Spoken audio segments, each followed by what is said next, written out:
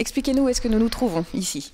Donc nous sommes dans une maison ossature-bois qui fait environ 180 mètres carrés habitables. On est dans la grande périphérie nantaise.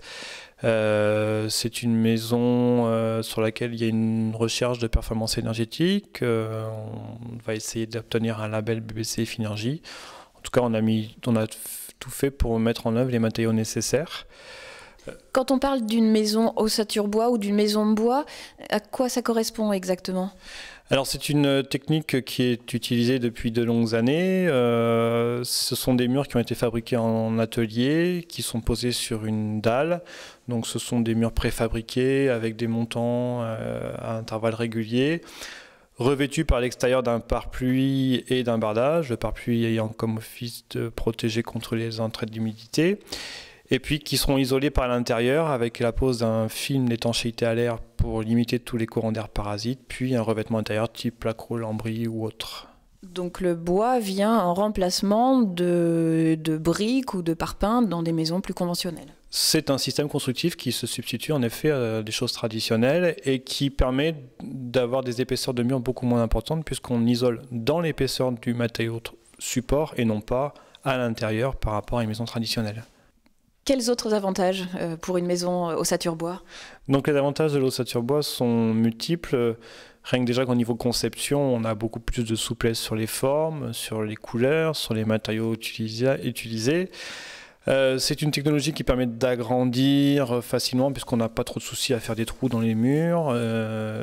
C'est une technologie qui est avantageuse puisque les murs sont de faible épaisseur et par conséquent on va développer une plus grande surface habitable pour une même surface de dalle.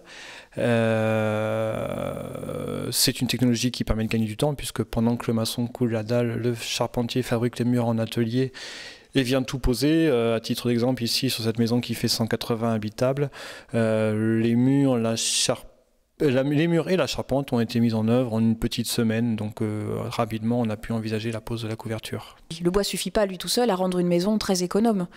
En effet, le bois est une partie, mais il faut aussi s'attarder sur la question des isolants, quelle épaisseur, quelle mise en œuvre, sur la question des ouvertures, répondent-elles à tous les critères nécessaires en termes d'étanchéité à l'air et de performance énergétique, sur le mode de chauffage, parce qu'il faut toujours chauffer, même si ça consomme peu, il faut toujours chauffer. Donc en l'occurrence ici, on est sur une petite pompe à chaleur, avec une production d'eau chaude sanitaire en solaire, donc pareil, un faible impact. Avec donc un serpentin sur le toit? Avec des capteurs solaires sur le toit et un ballon d'eau chaude dans le volume chauffé. D'autre part, un des postes importants, c'est l'étanchéité à l'air. Donc le but étant de limiter toutes les entrées d'air parasites. Donc on fait une enveloppe intérieure que l'on testera par un système qui s'appelle le blower door, la porte soufflante. On met en surpression ou en dépression la maison et on cherche les fuites, et le but étant qu'elles soient les plus petites possibles et qu'elles permettent de bien conserver la chaleur dans la maison. C'est plutôt très cher de faire une maison en BBC, c'est plutôt pareil, c'est plutôt... Alors déjà, il faut parler de la maison bois. La maison bois coûte en effet un petit peu plus cher que la maison traditionnelle, mais comme je le disais au début, elle permet d'obtenir plus facilement la labellisation et donc par conséquent la faible consommation.